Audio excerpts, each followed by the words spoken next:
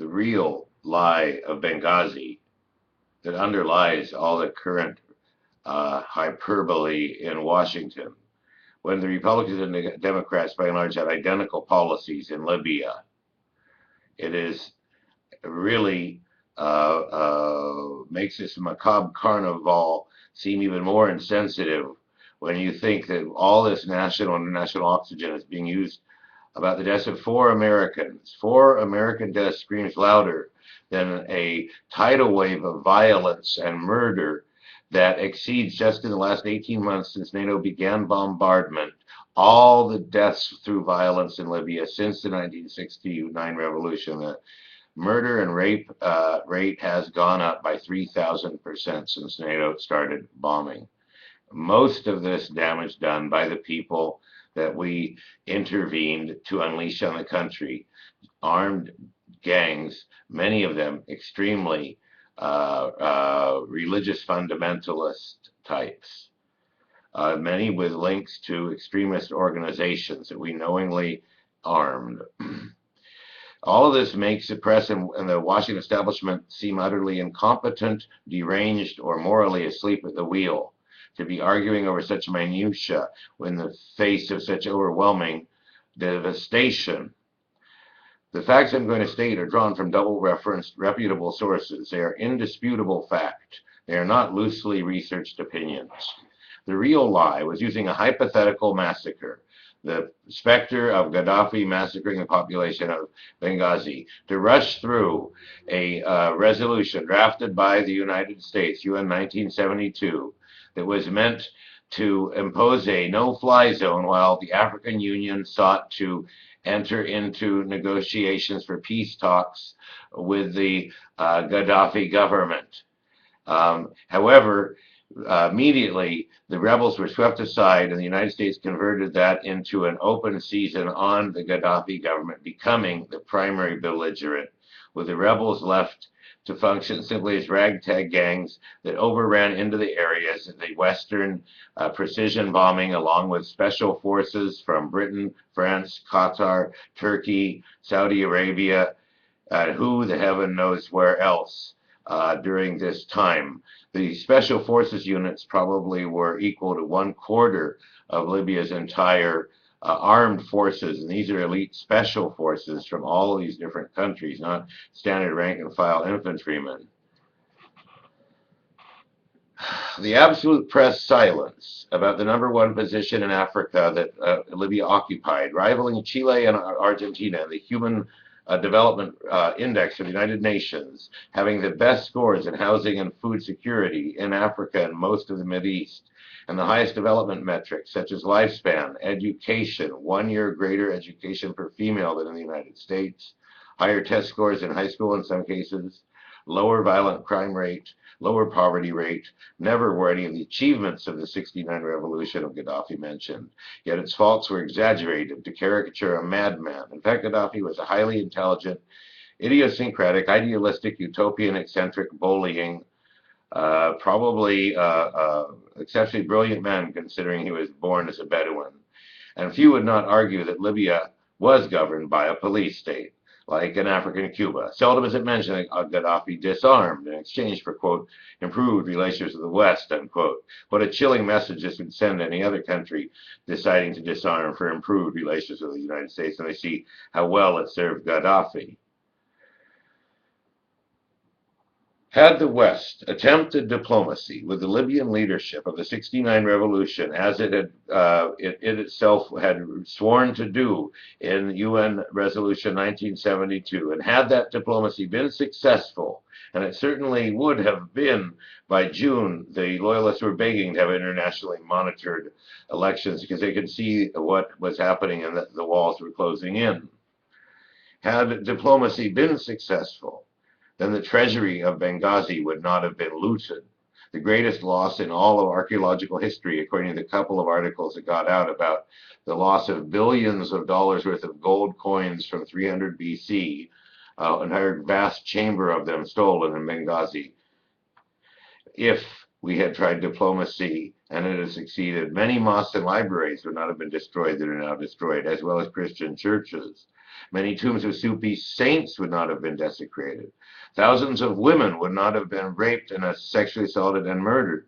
Tens of thousands of women or hundreds of thousands would not have been bullied and had their rights reduced by a new, more conservative legislature had diplomacy been tried. Because you see, the liberal elements are on the left, and they have been bullied into silence.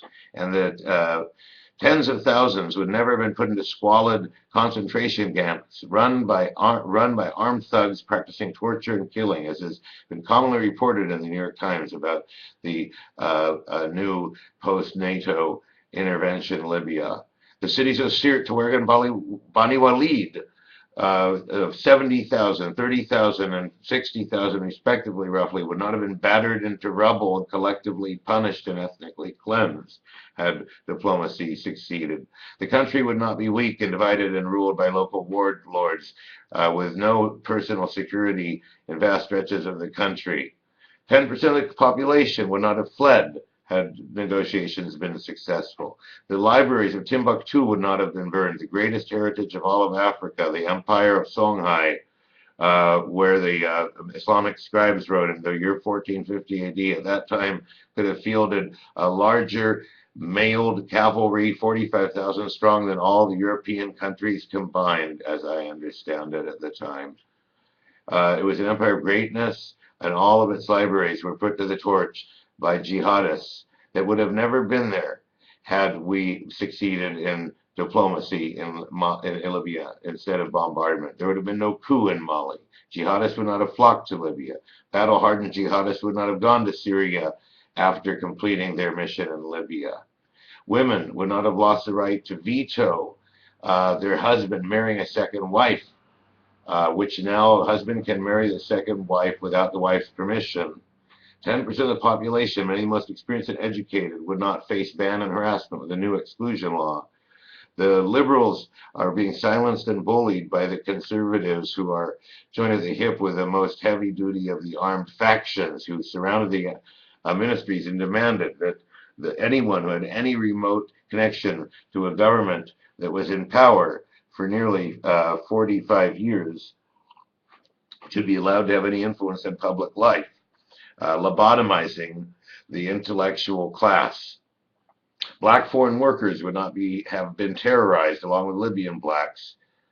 Homes would not have been seized by capitalist reactionaries. There are now people throwing people out of homes that they were given to as part of land reform by the original landowning class, pulling out their old monarchist period property rights, which is all fine and well under proper court supervision, but it should not reverse the gains of fundamental land reform in eliminating housing insecurity. Chris Stevens would be working with election monitors had we tried diplomacy instead of bombing. Overseeing greater transparency in Libya, he would not be dead. In Libya now, 60% of all schools are damaged, billions in telecom, the entire armed forces and all of its equipment, billions in property damage. None of this would have occurred had we tried diplomacy. The psyche of people permanently changed by dragging them through war and chaos, down to the little children, would not have occurred. 20,000 rebels and their supporters would still be alive had diplomacy succeeded. No, the country might have seen an orderly election, a rapidly democratizing Libya with a nonviolent transformation, a more open country politically was possible. Certainly by June of last year, the lawyers were begging for such. If this is the case, the collective leadership of the West is guilty of the most massive international war crimes possible, similar to what Congressman Dennis Kucinich referred to as international gangsterism.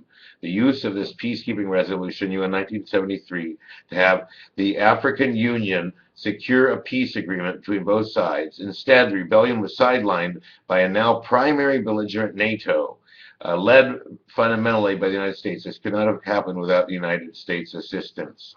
No longer were the rebels needed to be anything more than an armed mob, as NATO assured their success by annihilating and demolishing everything in their path with their discharge of 7,000 payloads of aerial munitions. Payloads, that's full discharges of a Kraft's complement of bombardment, 7,000 times against an army of 30,000 people. That's like one entire plane attack on every 4 soldiers. It's quite mind-boggling. And the wreckage and carnage you can see of the burnt tanks and the burnt vehicles with the charred bodies inside them are grim reminders of these if you look through the photo archives that they don't want you to see.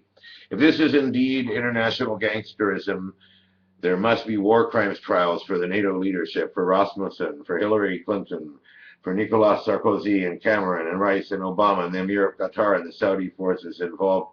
And shame on all of us for allowing this to happen again and be fooled again as we were fooled in Vietnam with the false Gulf of Tonkin resolution, killing 3 million Japanese, being fooled in Iraq, being fooled in sacrificing our constitutional rights for 9/11.